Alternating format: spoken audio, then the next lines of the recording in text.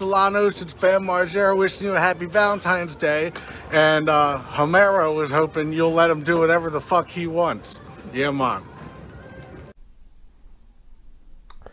So the video you just watched was a Valentine's Day greeting I had purchased for my ex about 2 years ago. And around 2 years ago, I still remember showing it to her. It was during Valentine's Day. If you don't know about Bam Margera, he was on Jackass, and then he also had a show on MTV that he starred in. And in the opening sequence of the show, you have a announcer saying, "Hey, Bam Margera, what are you gonna do next?" And then Bam Margera, of course, says, "Whatever the fuck I want." So that's what I had Bam Margera kind of say in terms of me. And on that day, I remember pretty well. We went to an Italian restaurant, and she asked me to, present our gifts. So I showed her the gift that I got her, and I knew that she loved Bam Margera since the 90s of MTV, and she was very excited and she loved the gift. And then she told me what she got me, which was a heart-shaped cake from Portillo's. And you're thinking like, well, I mean, it's not bad. But then she also didn't have it with her. She wanted us to go pick it up after dinner on Valentine's Day. And I was a little disappointed at that because I had put so much thought and creativeness into that gift that I had got her. And it seemed kind of like she just kind of picked something at random. I mean, it was just like, okay, well, here's a cake. It felt like she didn't really know me. And at the time, I let it go because, again, it just felt like one incident. I didn't understand that at the time that this had been a pattern of huge amounts of events where she had just been inconsiderate of me or my feelings, which unfortunately a lot of people kind of get stuck in. And I did love her unconditionally, which was the problem, because the love that I gave her, she wouldn't return to me. And so you're wondering why I'm telling you this story. It's because oftentimes we don't notice that the other person isn't matching the love that we give them, either because they don't want to, or because the love isn't there, or because they just are not capable of doing it. And when you notice that, you kind of have to ask yourself, is this the kind of relationship that you want to still be in? And a lot of people, unfortunately, especially me, think that, if I just keep pouring love into this person, that they will eventually figure it out and give it back to me tenfold. And it's never the case. It's more like just throwing love at a void.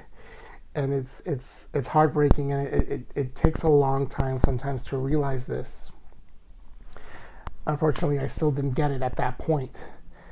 A year later, for some reason, I told my wife, or told my ex, that I would take a bullet for her if anything happened to her. Somebody went pow, pow, pow. I would take the bullet, And then I asked her, would you do the same for me? And without hesitation, she said no.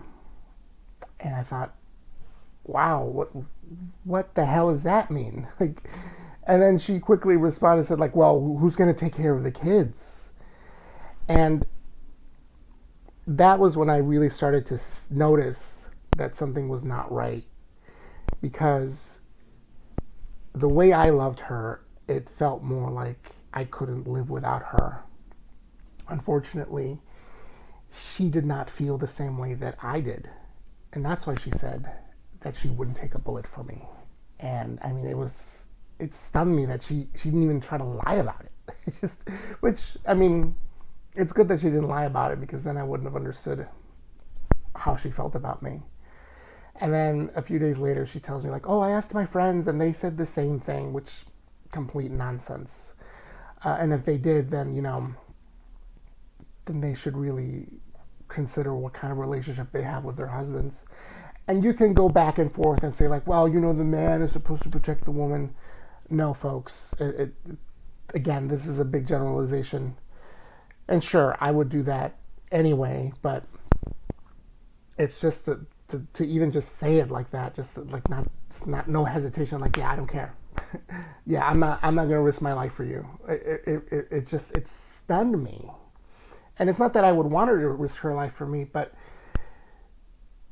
it doesn't match the kind of emotions that I gave to her. And eventually I came to the realization that she just wasn't capable of unconditional love. Everything was conditional. I mean, I remember anytime that I would bring up a grievance about her, she would quickly try to say like, well, we should get a divorce. Like, what the hell? And that was always the caveat, It was a way to train me to not bring up any grievances, until I finally called her bluff and said, you know what? Yeah, we're done. And if you start noticing this, where your love isn't matched by your partner, that's when you should start really considering if this is the relationship you want to continue. Because you don't want to be in a relationship where you feel like you're in second place, or that you're giving more than the other person is. And this happens constantly. And it's with men and women too. It's just the nature of it. Because we just don't get it. We sometimes just don't understand ourselves and our partner. And a grander scope love. And trust me, feeling second place is a horrible feeling. You feel like you're worthless.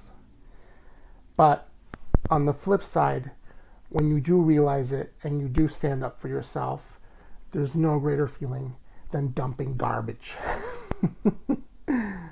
So before you go buy anything for Valentine's Day, really take a deep, long look at your relationship and see if the other person cares about you in the same way that you do. Because I know that these people that you guys watching me, guys and gals, are capable of loving with your whole heart.